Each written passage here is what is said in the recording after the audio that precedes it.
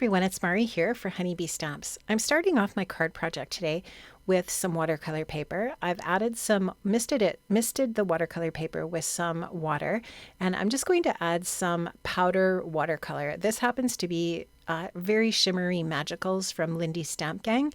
There's lots of different companies that have this same sort of shimmery powder. I'm also going to show you the Nouveau Shimmer powder as well. But what I've done is I've added that water to the paper, and then I just tap on the pigment and move it around. You can move it around just by holding the paper up and moving the paper, or you can actually activate that pigment with your paintbrush. You can continue to add more water and more of the powder to deepen the pigment. And this is just a really fun way to make some colored cardstock and add that little bit of shimmer. So it does create just this most beautiful shimmery paper when you're finished.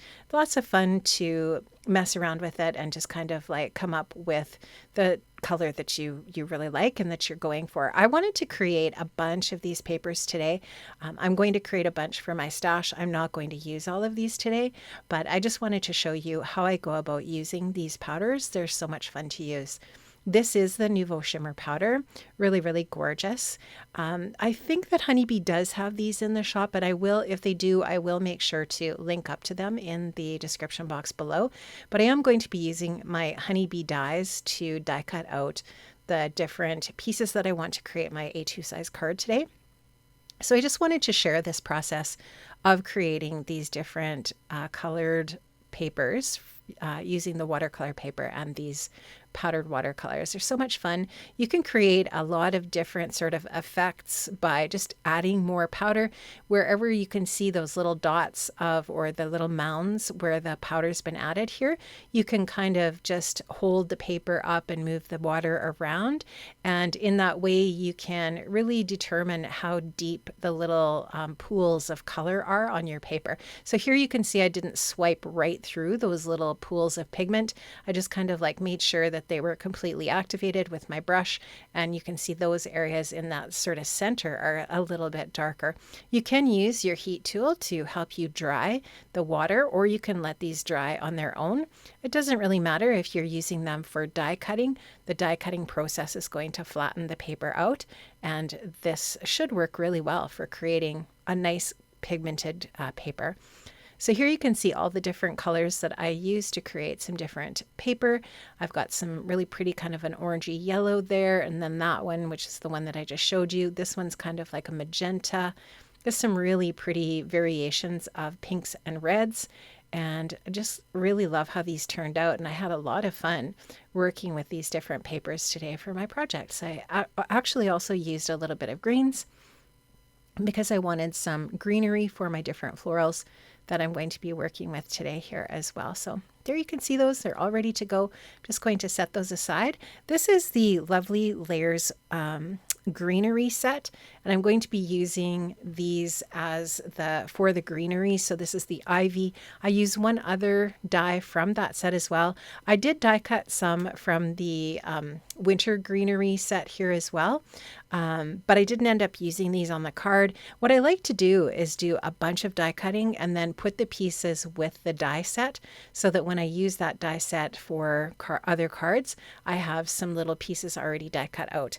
Now this is the Whimsical Spring Flowers set. This is a really sweet little die set, really great for creating all kinds of different little projects where you want some small florals. So I'm going to add these onto, again, some of those colored pieces of cardstock now that I created. I'm going to run those through my die cutting machine and create some florals for my card front. I do like using my little Spellbinders magnet to hold smaller dies like this when I'm working with them so that I don't misplace them. And you can just see how pretty that shimmery pigment is on these little die cuts. I think they're gorgeous. I love the variations of that, the light pink and the darker pink. Love those different greens. And I also wanted to die cut some from this orangey yellow color as well. Really love that color. I think it's super pretty. So I've got some of the centers of the florals in that orange, and then I also have one of the little flowers in orange as well. This is the 3D embossing folder from Honeybee called Kaleidoscope. It's gorgeous. I did run a A2 size piece of white cardstock through that embossing folder through my die cutting machine. I trimmed that down by 1/4 of an inch, and that's going to be my card front. I adhered that to an A2 size top folding card base, and now I'm going to add the embellishments onto the front of my card. So I'm going to start off with this really pretty greenery here. Again, that's from the Lovely Layers greenery set, as is this ivy piece as well. So I've got a couple of different colors of green going on here. I wasn't really too concerned about this being botanically accurate. I don't know that this little type of floral would grow on this type of greenery. I have no idea. It didn't really matter to me. I didn't really care. I just wanted a little bit of greenery in the background. And then I'm going to add these sweet little blooms on top. And so I'm going to be adding the blooms with some foam adhesive.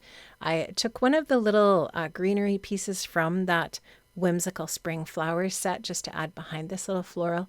And you'll just see me add 5 blooms in total to the card front, just from top to bottom, just kind of bouncing down the card.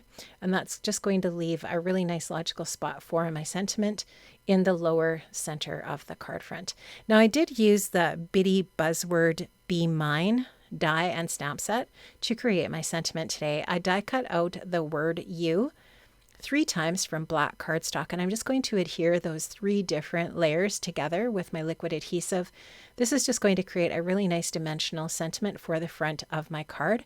So I'll glue those 3 layers together, and then that will be all ready just to place in that area there where you can see that I'm setting that. I'm going to use my Honeybee clear embossing powder to stamp out the phrase I love from the Bitty Buzzword Be Mine set. I'm stamping that onto some black cardstock with that clear embossing powder from Honeybee, and then I'm going to add some white embossing powder over top, and I'll just go ahead and melt that with my heat tool, and that's going to create just a really nice white crisp sentiment on this black paper.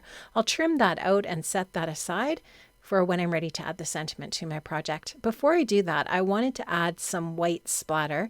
So I put some white pigment. This is actually Dina Wakley white gloss spray.